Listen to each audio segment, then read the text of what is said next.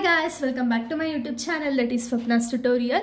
So ನೀವೇನು ನನ್ನ ಚಾನಲ್ಗೆ ಸಬ್ಸ್ಕ್ರೈಬ್ ಆಗಿಲ್ಲ ಅಂದರೆ ಪ್ಲೀಸ್ ಸಬ್ಸ್ಕ್ರೈಬ್ ಆಗಿ ವಿಡಿಯೋಸ್ನ ಲೈಕ್ ಮಾಡಿ ಶೇರ್ ಮಾಡಿ ಹಾಗೆ ಕಮೆಂಟ್ ಮಾಡಿ. ಸೊ ಇವತ್ತು ನಾನು ಸೆಕೆಂಡ್ ಸೆಮ್ BComನ ಹ್ಯೂಮನ್ ರಿಸೋರ್ಸ್ ಮ್ಯಾನೇಜ್ಮೆಂಟ್ ಅನ್ನೋ ಒಂದು ಸಬ್ಜೆಕ್ಟ್ನ ಎಕ್ಸ್ಪ್ಲೈನ್ ಮಾಡ್ತಿದ್ದೀನಿ. ಸೊ ಆ ಒಂದು ಸಬ್ಜೆಕ್ಟಲ್ಲಿ ಚಾಪ್ಟರ್ 1 ಬಂದುಬಿಟ್ಟು perspective in human resource management ಅಂತ ಹೇಳಿ ಚಾಪ್ಟರ್ 1ನ ಪಾರ್ಟ್ 1ನ ಎಕ್ಸ್ಪ್ಲೈನ್ ಮಾಡ್ತಿದ್ದೀನಿ. ಸೊ ಈ ಒಂದು ಚಾಪ್ಟರ್ ಬಂದುಬಿಟ್ಟು ತುಂಬ ಈಸಿ ಚಾಪ್ಟರ್ ಆಗಿದೆ ಆ್ಯಂಡ್ ನಿಮಗೆ ತುಂಬ ಬೇಗನೆ ಅರ್ಥ ಆಗುತ್ತೆ, ಯಾಕೆಂದರೆ ಬರೀ ಹ್ಯೂಮನ್ ರಿಸೋರ್ಸ್ ಬೇಸಿಸ್ ಮೇಲೇ ಇರೋದು ಕಂಪ್ಲೀಟಾಗಿ. ಸೊ ಹ್ಯೂಮನ್ ರಿಸೋರ್ಸ್ ಅಂದರೆ ಏನು, ಹ್ಯೂಮನ್ ರಿಸೋರ್ಸ್ ಮ್ಯಾನೇಜ್ಮೆಂಟ್ ಅಂದರೆ ಏನು, ಕಂಪ್ಲೀಟಾಗಿ ನಾವು ಡೀಟೇಲ್ನ ತಿಳಿತಾ ಹೋಗೋಣ. ಸೊ ಇದು ಪಾರ್ಟ್ 1 ವಿಡಿಯೋ ಆಗಿದೆ. ಸೊ ಪಾರ್ಟ್ 1 ವಿಡಿಯೋದಲ್ಲಿ first of all human resource ಅಂದರೆ ಏನು ಅಂದರೆ, ಈಗ ನಿಮಗೆ ಎಲ್ಲರಿಗೂ ಗೊತ್ತಿರೋ ಥರ ಕಂಪನಿಯಲ್ಲಿ HR ಮ್ಯಾನೇಜರ್ ಅನ್ನೋರು ಇರ್ತಾರೆ, ಓಕೆನಾ. ಸೊ ಈ HR ಮ್ಯಾನೇಜರ್ ಕೆಲಸ ಏನಿರುತ್ತೆ ನಿಮಗೆ ಗೊತ್ತಿರೋ ಹಾಗೆ. ಸೊ ಇವಾಗ HR ಮ್ಯಾನೇಜರ್ ಅಂದಿದ ತಕ್ಷಣ ಒಬ್ಬ ಪರ್ಸನ್ನ ಎಂಪ್ಲಾಯಿ ಆಗಿ ಮಾಡುವಂಥ ಒಂದು ಕರ್ತವ್ಯ ಯಾರ್ದು ಅಥವಾ ಒಂದು ಡ್ಯೂಟಿ ಯಾರ್ದು ಅಂದರೆ HR ಮ್ಯಾನೇಜರ್ದು, ಓಕೆನಾ.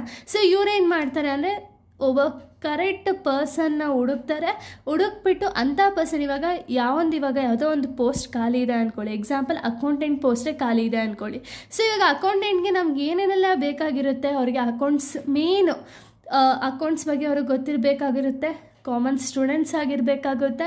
ಸೊ ಆ ರೀತಿ ಅವರಿಗೆ ಅಕೌಂಟ್ಸ್, ಇವಾಗ ಯಾರೋ ಒಬ್ಬ ಪರ್ಸನ್ ರೋಡಲ್ಲಿ ಹೋಗ್ತಿದ್ದಾರೆ, ಅವ್ರಿಗೆ ಏನೂ ಗೊತ್ತಿಲ್ಲ, ಅವ್ರನ್ನ ಅಕೌಂಟ್ಸ್ ಪ್ಲೇಸಿಗೆ ನಾವು ಕೂರ್ಸೋಕ್ಕಾಗುತ್ತೆ ಇಲ್ಲ. So due to our skills knowledge ಎಲ್ಲ ನೋಡಿ ರೆಕ್ರೂಟ್ಮೆಂಟ್ ಅನ್ನೋದನ್ನ ಮಾಡಿ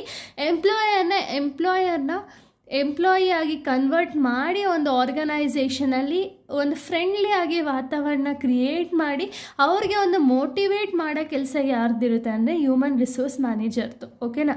ಸೊ ಇಲ್ಲಿ ಹ್ಯೂಮನ್ ರಿಸೋರ್ಸ್ ಅಂದರೆ ಏನು ಅಂತ ಗೊತ್ತಾಯ್ತು ಅಂದರೆ selecting a right person for a right job ಅಂತ ಹೇಳಿ ಅರ್ಥ. ಅಂದರೆ ಕರೆಕ್ಟ್ ಜಾಬ್ಗೆ ಕರೆಕ್ಟ್ ಪರ್ಸನ್ನ ಸೆಲೆಕ್ಟ್ ಮಾಡೋದನ್ನ ನಾವು ಹ್ಯೂಮನ್ ರಿಸೋರ್ಸ್ ಅಂತೀವಿ.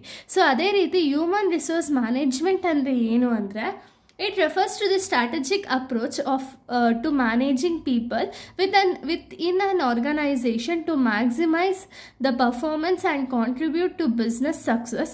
It involves functions like recruitment, training, performance evaluation, compensation, etc.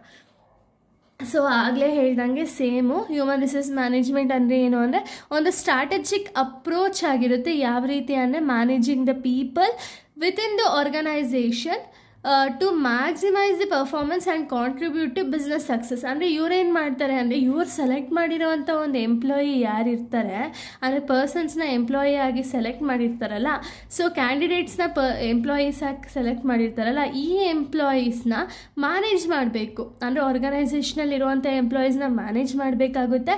ಹಾಗೆ ಒಂದು ಬಿಸ್ನೆಸ್ ಸಕ್ಸಸ್ ಆಗೋದಕ್ಕೆ ಏನೇನೆಲ್ಲ ಕಾಂಟ್ರಿಬ್ಯೂಷನ್ ಬೇಕು, ಒಂದು ಎಂಪ್ಲಾಯಿ ಕಡೆಯಿಂದ ಬಿಸ್ನೆಸ್ ಸಕ್ಸಸ್ ಆಗೋಕ್ಕೆ ಏನೇನೆಲ್ಲ ಕಾಂಟ್ರಿಬ್ಯೂಷನ್ ಬೇಕಾಗಿರುತ್ತೋ ಎಲ್ಲನೂ ಕರೆಕ್ಟಾಗಿ ಪಾಲನೆ ಮಾಡ್ತಿದ್ದಾರಾ ಇಲ್ವಾ ಅಂತ ಹೇಳಿ ನೋಡ್ಕೊಳ್ಳೋ ಜವಾಬ್ದಾರಿ ಯಾರ್ದಾಗಿರುತ್ತೆ ಅಂದರೆ HR ಮ್ಯಾನೇಜರ್ದು ಅಥವಾ HR ಮ್ಯಾನೇಜ್ಮೆಂಟ್ ಅಂತೀವಿ ಅದನ್ನು. ಸೊ ಇದು ಏನೇನೆಲ್ಲ ಫಂಕ್ಷನ್ಸ್ನ ಇನ್ಕ್ಲೂಡ್ ಆಗುತ್ತೆ ಅಂದರೆ ರೆಕ್ರೂಟ್ಮೆಂಟ್, ಫಸ್ಟು ಈ ಒಂದು ಕರೆಕ್ಟ್ ಪರ್ಸನ್ನ ಕರೆಕ್ಟ್ ಜಾಬಿಗೆ ಸೆಲೆಕ್ಟ್ ಮಾಡಬೇಕಾಗುತ್ತೆ. ಸೊ ಅದು ರೆಕ್ರೂಟ್ಮೆಂಟ್, ಟ್ರೈನಿಂಗ್ ಅನ್ನೋದನ್ನ ಕೊಡಬೇಕಾಗುತ್ತೆ, ಪರ್ಫಾರ್ಮೆನ್ಸ್ ಇವ್ಯಾಲ್ಯೂಯೇಷನ್ ಅನ್ನೋದನ್ನ ಮಾಡಬೇಕಾಗುತ್ತೆ.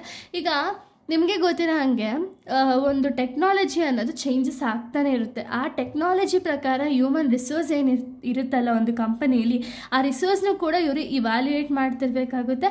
ಹಾಗೆ ಕಾಂಪನ್ಸೇಷನ್ ಅಂದರೆ ಬೋನಸ್ಸು ಅಥವಾ ಸ್ಯಾಲ್ರಿ ಹೈಕೋ ಇದನ್ನೆಲ್ಲ ಕೊಡೋದ್ರಿಂದ ಏನಾಗುತ್ತೆ ಅಂದರೆ ಆರ್ಗನೈಸೇಷನಲ್ಲಿ ಇರುವಂಥ ಒಂದು ಎಂಪ್ಲಾಯೀಸ್ ಕೂಡ ವರ್ಕ್ ಮಾಡೋದಕ್ಕೆ ತುಂಬ ಖುಷಿ ಪಡ್ಕೊಂಡು ವರ್ಕ್ ಅನ್ನೋದನ್ನ ಮಾಡ್ತಾರೆ. ಸೊ ಇದು ಮೀನಿಂಗ್ ಆಫ್ HRM. ಇನ್ನು ಇಂಪಾರ್ಟೆನ್ಸ್ನ ನಾವು ನೋಡೋದಾದರೆ ಏನೇನೆಲ್ಲ ಇಂಪಾರ್ಟೆನ್ಸ್ ಅಂತ ಹೇಳಿ ನೋಡೋದಾದರೆ, ಇನ್ಕ್ರೀಸ್ ಪ್ರೊಡಕ್ಟಿವಿಟಿ ಅಂದರೆ ಹ್ಯೂಮನ್ ರಿಸೋರ್ಸ್ ಮ್ಯಾನೇಜ್ಮೆಂಟ್ ಅನ್ನೋದನ್ನ ಪ್ರಾಪರಾಗಿತ್ತು ಅಂದರೆ ಕಂಪನಿ ಒಂದು ಏನಿರುತ್ತಲ್ಲ, ಎಂಪ್ಲಾಯೀಸ್ ಏನಿರ್ತಾರೆ ಅವರೆಲ್ಲ ಪ್ರಾಪರಾಗಿ ವರ್ಕ್ ಮಾಡ್ತಾರೆ. ವರ್ಕ್ ಮಾಡೋದ್ರಿಂದ ಏನಾಗುತ್ತೆ ಅಂದರೆ ಪ್ರೊಡಕ್ಟಿವಿಟಿ ಅನ್ನೋದು ಇನ್ಕ್ರೀಸ್ ಆಗುತ್ತೆ. ಸೊ ಇದರಿಂದ ಏನಾಗುತ್ತೆ ಅಂದರೆ ಗೋಲ್ ಅನ್ನೋದನ್ನ ಬೇಗ ರೀಚ್ ಮಾಡ್ಬೋದು, ಓಕೆನಾ. Next motivate employees to achieve the organisational goals. ಹಾಗೆ ಹೇಳ್ದಂಗೆ ಒಂದು ಕಾಂಪನ್ಸೇಷನ್ ಕೊಡೋದ್ರಿಂದ ಆಗಿರ್ಬೋದು, ಅಥವಾ ಒಂದು ಗುಡ್ ವಾತಾವರಣ ಅನ್ನೋದು ಕ್ರಿಯೇಟ್ ಮಾಡೋದಾಗಿರ್ಬೋದು ಒಂದು ಬಿಸ್ನೆಸ್ಸಲ್ಲಿ. ಅಲ್ಲೇನಾಗುತ್ತೆ ಅಂದರೆ ಎಂಪ್ಲಾಯೀಸ್ ಮೋಟಿವೇಟ್ ಆಗ್ತಾರೆ. ಸೊ ಇದರಿಂದ ಆರ್ಗನೈಸೇಷನಲ್ ಗೋಲ್ಸ್ ಏನಿರುತ್ತೆ ಅದನ್ನು ಅಚೀವ್ ಮಾಡೋದಕ್ಕೆ ಈಸಿ ಆಗುತ್ತೆ.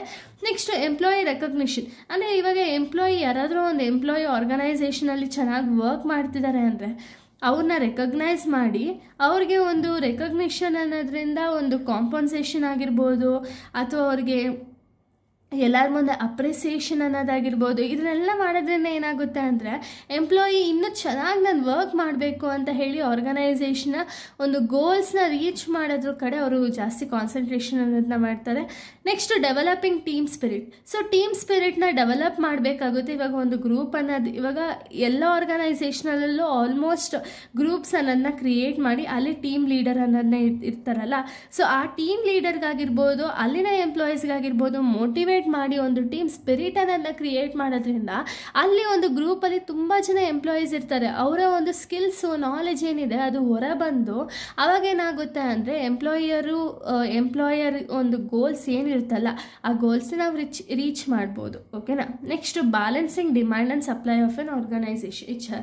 ಅಂದರೆ ಏನು ಅಂದರೆ ಇವಾಗ ಯಾವುದೋ ಒಂದು ಪೋಸ್ಟ್ ಖಾಲಿ ಇದೆ, ಆ ಪೋಸ್ಟ್ಗೆ ರೆಕ್ರೂಟ್ಮೆಂಟ್ ಮಾಡಬೇಕು. ಯಾವಾಗ ಡಿಮ್ಯಾಂಡ್ ಇರುತ್ತೆ ಯಾವಾಗ ಸಪ್ಲೈ ಇರುತ್ತೆ, ಆ ಒಂದು ಡಿಮ್ಯಾಂಡ್ ಸಪ್ಲೈನ ನಾವು ಪ್ರಾಪರಾಗಿ ಮ್ಯಾನೇಜ್ ಮಾಡಬೇಕು ಅಂದರೆ ಎಂಪ್ಲಾಯಿ ಕರೆಕ್ಟಾಗಿ ವರ್ಕ್ ಮಾಡಬೇಕು. ಅಥವಾ ಯಾವ್ದಾದ್ರು ಎಂಪ್ಲಾಯೀಸ್ ಬಿಟ್ಟು ಹೋಗಿದ್ರೆ ಆ ಜಾಗಕ್ಕೆ ರಿಪ್ಲೇಸ್ಮೆಂಟ್ ಅನ್ನೋದು ಬೇಗ ಆಗಬೇಕು. ಓಕೆನಾ. Next addressing change management issues. ಏನಾದ್ರು ಮ್ಯಾನೇಜ್ಮೆಂಟ್ ಇಶ್ಯೂಸ್ ಏನಾದ್ರು ಇತ್ತು ಅಂದರೆ ಅದನ್ನು ಪ್ರಾಪರಾಗಿ ನೋಡಿ ಪ್ರಾಬ್ಲಮ್ ಅನ್ನೋದನ್ನ ಸಾಲ್ವ್ ಮಾಡೋದು HR ಮ್ಯಾನೇಜರ್ ಕೆಲಸ ಆಗಿರುತ್ತೆ. ಸೊ ಇಷ್ಟು ಕೂಡ ಒಂದು ಪಾರ್ಟ್ 1 ವಿಡಿಯೋ ಆಗಿದೆ. ಸೊ ಇದರಲ್ಲಿ ನಮಗೆ ಏನೇನೆಲ್ಲ ನಾವು ತಿಳ್ಕೊಂಡಿದ್ದೀವಿ ಅಂದರೆ ಮೀನಿಂಗು ಮತ್ತು ಇಂಪಾರ್ಟೆಂಟ್ಸು. ಇನ್ನು ನೆಕ್ಸ್ಟ್ ವೀಡಿಯೋದಲ್ಲಿ ನಾನು ಬೇರೆ ಒಂದು ಟಾಪಿಕ್ ಜೊತೆಗೆ ಬರ್ತೀನಿ. So thank you guys, thanks for watching.